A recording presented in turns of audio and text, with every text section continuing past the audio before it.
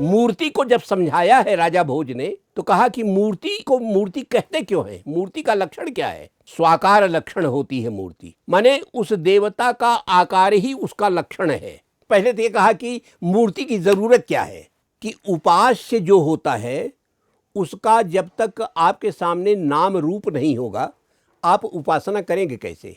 जब आप किसी की पूजा करना चाहेंगे, अर्चना करना चाहेंगे, तो जो समर्च्य है उसका कोई रूप होना चाहिए आपके सामने। तो कहा फिर रूप कैसे बनाएंगे, क्योंकि रूप तो जो है नेत्रों का विषय है। जब आपने देखा ही नहीं भगवान को, तो भगवान का रूप कैसे बनाएंगे। जो आकार मेरे मन में बस जाएगा वही हमारा भगवान है। तो इसलिए 10 चित्रकारों से शंकर को बनवाइए तो 10 प्रकार के शंकर बनेंगे। लेकिन ये थोड़ो है कि उनकी पूजा करने से ज़्यादा पुण्य आपको मिल जाएगा और दूसरे महल्ले वाले से कम मिलेगा। इसलिए कि मूर्ति जो है स्वाकार लक्षण होती है।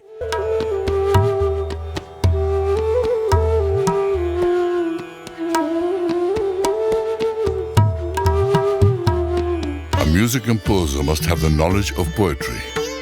A dancer must have the knowledge both of poetry and music. But an actor must know the rasas of poetry, music and dance.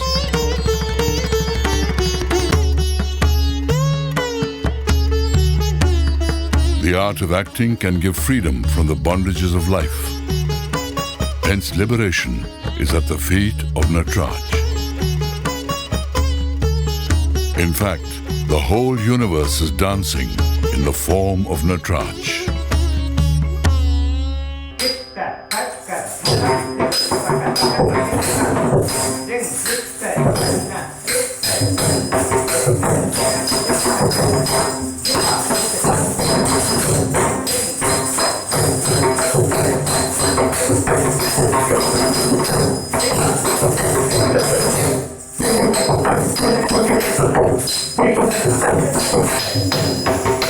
The world is but a mirror image of Nataraj.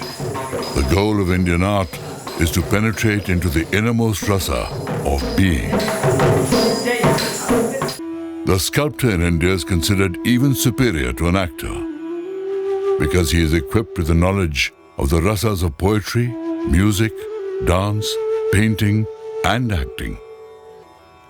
The goal of Indian sculptors is not just to portray the physical body. The Pandavas were mighty warriors. The sculptors could have made their figures masculine. But then, the attention of the seeker would be limited to the body. Hence, their eyes are crafted to look within. The inner flow of rasa of the Indian artist was so intense and dynamic that observation of their art can bring samadhi to the trained mind.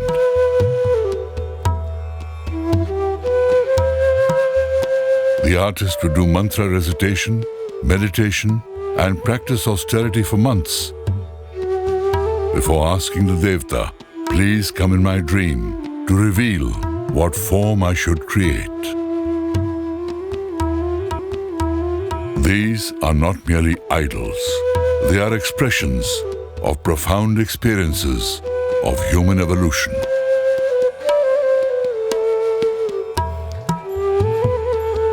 After creating the idol, divine power is infused in them through Pran Pratishtha. After this ceremony, the idols are not simply sculptures, but living gods. The deity is then worshipped with poetry, music, dance, and drama. This is the meaning of idol worship.